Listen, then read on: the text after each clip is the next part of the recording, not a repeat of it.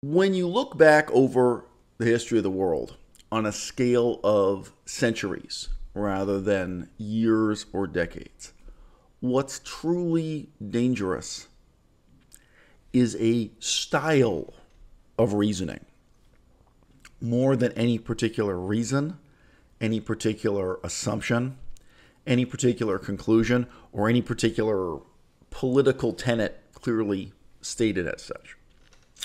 What happened in the late 19th century, dangerously, was the prevalence of a certain style of reasoning linked to a system of sentiments that still, broadly speaking, define hippie mysticism to this day. The single most useful source you can Google for this is Mary Baker Eddy. Mary Baker Eddy can be very easily compared to Arthur Schopenhauer at the academically respectable end of the spectrum, and what went on in Buddhism in the 19th century and early 20th century at the overtly religious end of the spectrum. Mary Baker Eddy is right in the middle as the founder and inventor of so-called Christian Science. Now, the name Christian Science is in some ways absolutely perfectly misleading.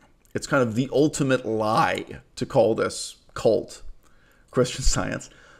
But in another sense, it's perfectly illustrative. Because as I say, what went on with Mary Baker Eddy is sort of halfway in between academically respectable discourse of the kind and overtly religious discourse at the time. What was going on in revivalist movements in Buddhism and Hinduism. Movements, by the way, that were very directly in response to European influence, Christian influence, European imperialism. I mean, if you think India wasn't impacted by being conquered by Europeans, you're really mistaken. Yeah, bits and pieces of China also. There's really an era when ancient religious texts were being re-examined in a new light, in part because Europeans were conquering bits and pieces of Asia, and in part because Europeans were translating and publishing as new books their understandings and misunderstandings of those ancient philosophies, and those philosophies had to compete with Christianity for the first time. In general, amateurs will presume that when you're looking at Mary Baker Eddy, when you're looking at Christian Science, you're somehow seeing Hindu and Buddhist spiritual influence infiltrating into the West. And you'll see why I say this in just a moment. And when you're a specialist, when you really have expertise, and when you can really read the ancient sources in their original language, Sanskrit, Pali, ancient Chinese, etc., you instead are certain of the opposite. That when you're looking at this phenomenon with Mary Baker Eddy at the center, actually this was a period of time in which a fad and fashion in the Western world was informing and transforming the way Eastern spirituality saw itself, and the way in which it packaged and sold itself to what was then the modern West, the contemporary Western world. What does Mary Baker Eddy teach? And I just invite you to reflect. Whenever someone tells you that reality isn't real, that things aren't what they seem, that the whole world is an illusion, anything along those lines, you probably get apprehensive right away that this is some kind of scam, this is some kind of cult. I think now this canard has been played on too many times for too long, and we all just react with a certain sense of hostility when people tell you things aren't exactly what they seem. I'd point out there actually are political philosophies at the opposite extreme, like Ayn Rand's objectivism, where instead the hook to draw you in is preaching to you that things are exactly as they seem, that the objectively real world is the only world, so on and so forth. But just come back to my leitmotif that I said at the beginning of this video. It's the style of reasoning that's really dangerous here. I've had fan mail and hate mail lately debating with me determinism, the law of cause and effect, causality, sort of neo-utilitarian view of the world that's quite popular on the internet now. And it's remarkable to me how easily, how lightly these people will say, oh yes, well what you're saying is true on one level, But on another level, reality is really like this. And these are people who consider themselves atheists. There's certainly people who consider themselves materialists, people who believe in the laws of physics and believe there's nothing else in the world aside from the laws of physics, to simplify. And yet they will slip into what is, properly speaking, the spiritualist mode of reasoning. So quickly, so easily, so lightly. Well, that's only how reality appears to be. But there's this other unseen, magical reality. And you have to understand that's what's really going on with cause and effect, with determinism, with fatalism, with all these mystical notions. Mystical notions, and people who believe in them perceive them as science. This brings us back to Mary Baker Eddy and the Church of Christian Science. They think that their spiritual beliefs are scientific. Marxists think their metaphysical view of the world is scientific. And they're very offended to hear you refer to it as metaphysics. They think it's material reality that they're talking about. It's not. They're talking about ideology, but it's an ideology that they perceive as material reality. So again, this problem can kind of go on infinitely. Mary Baker Eddy is the next big step in Western spiritualism after Mesmer. So many of you will know the verb mesmerize. You may not know that that comes from the name of a particular historical figure, a man who was Dr. Mesmer. And we now seem to remember Mesmer as European, but he definitely toured in the United States of America. And his books sold in the United States of America. In many ways, he's a kind of American pop culture figure, I think even more than a European one in terms of where his influence is felt. But both, throughout the whole Western world. Now, trance has always existed. People going into a trance has always existed. If you look at the etymology of the word trance, the way it links to words like transcendence, transcendental, transcendentalism, this is already quite interesting little cultural puzzle. What is it we think a trance is? As opposed to the word coma. But the idea that when you are in a trance, you are magically transported somewhere else, to another reality, to another level of reality, another plane of reality, and that's the real reality, that's the truer reality, that's the spiritual reality. It's really Mesmer, personally, this one man who brings this into the modern world dramatically. I mean, obviously, I can't say there weren't some spiritualists living in caves or something. I can't say there was no one else who'd ever had this idea. But to say Mesmer was really a popularizer of it is an understatement. He innovated, and his innovation was linked to what we would today call faith healing, magical medical claims. And his song and dance, empirically, it appeared to cure people. It appeared to help people in a period of time when scientifically respectable medicine was not terribly scientific and wasn't terribly respectable. So I think you can imagine a lot of people had negative experiences with quack doctors, so to speak, doctors who may have gone to the finest universities, but what they knew and what they did to help people wasn't helpful. The history of medical science is shockingly brief and full of terrible delusions and errors that killed huge numbers of people and caused misery and pain to millions of others. People had negative experiences with respectable medicine, and then when they turned to this alternative medicine, when they turned to someone like Mesmer, they might have had quite a positive experience. So I just say there was some bait on the hook for a guy like Mesmer. However, Mesmer and the people he influenced merely established this notion of parallel realities, which has been still this day. Read any comic book, read X-Men, throughout our whole pop culture. We've all been influenced by this, that there is this other reality, this other plane of existence that you enter into, not by walking through a portal, not through teleportation, not through dematerializing, but by sitting still and entering into a trance. You know, again, we don't say, well, okay, you enter into a coma. We don't go anywhere. You're just in a fucking coma. But no, this idea of trance as transporting you, as this gateway to another reality and so on. Now, again, I can't say Mesmer is the first person, but this is really a huge step in pseudoscience and the history of religion in the modern world. What Mary Baker Eddy does, and very few people have taken this step. I do think Arthur Schopenhauer is worth mentioning again here. Mary Baker Eddy takes the fateful further step of saying, oh no, only that alternate reality is real. Well, if you can't handle it, click off now. But in the coming minutes, I am about to shatter your world. You're not real. Everything is a dream. None of this is real.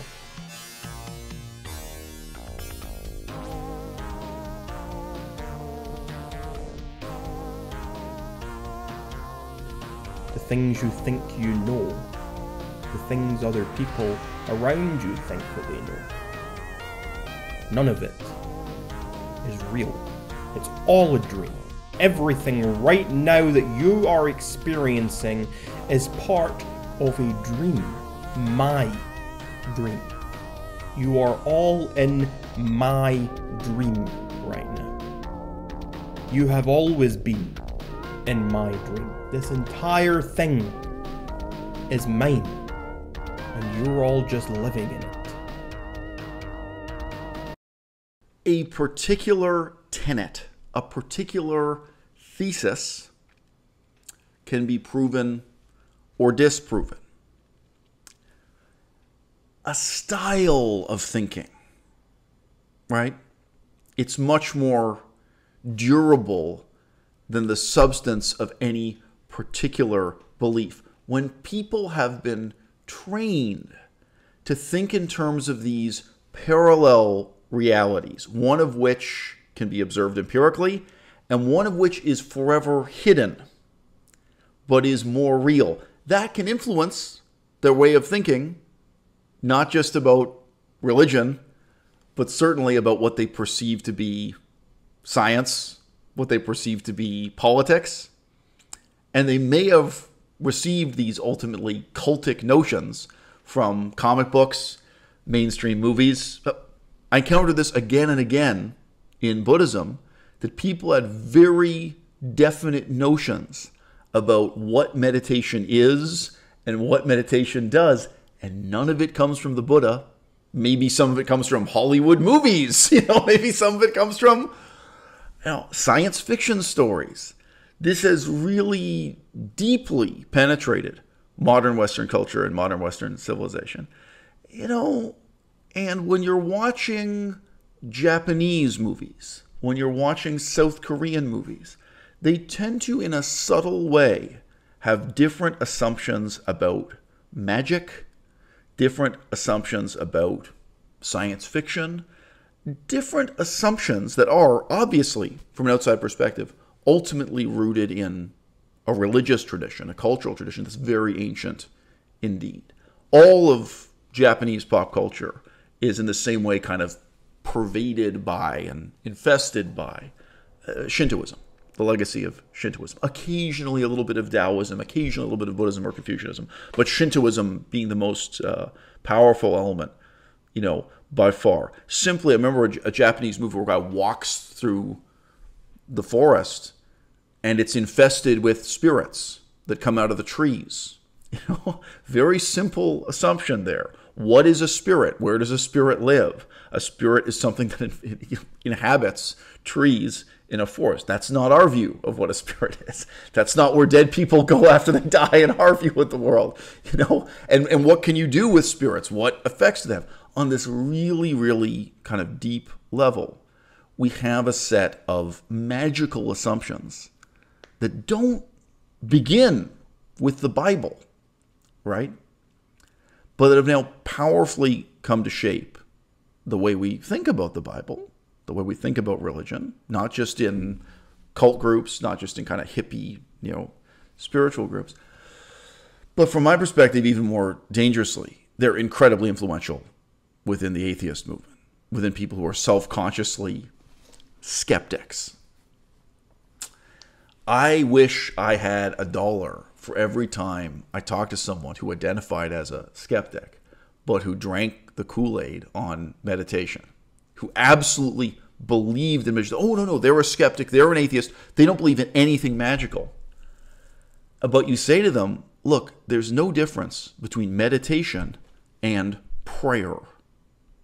The things, the benefits you're saying that you can attain through meditation, you would be the most skeptical person in the world if I told you those same benefits, whether they're health benefits, psychological benefits, or what have you, if I told you I could attain them through prayer. And what is the difference between meditation and prayer? Meditation simply has a Far Eastern aesthetic, a Far Eastern mystique, whereas prayer...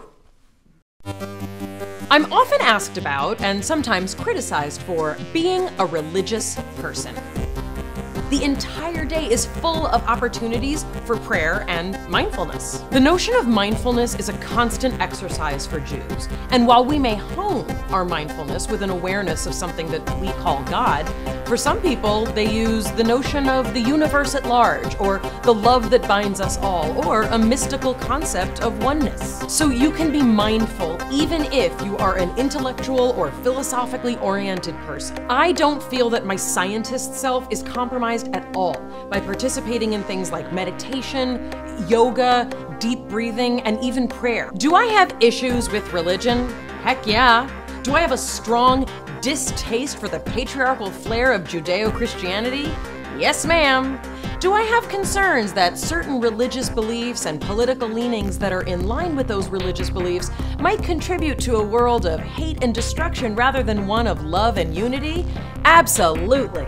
I am grateful to the approach that my religion has taken to increase mindfulness. I'm grateful that I can connect with this trend in popular culture while still having it be completely consistent with the ancient religion that is mine.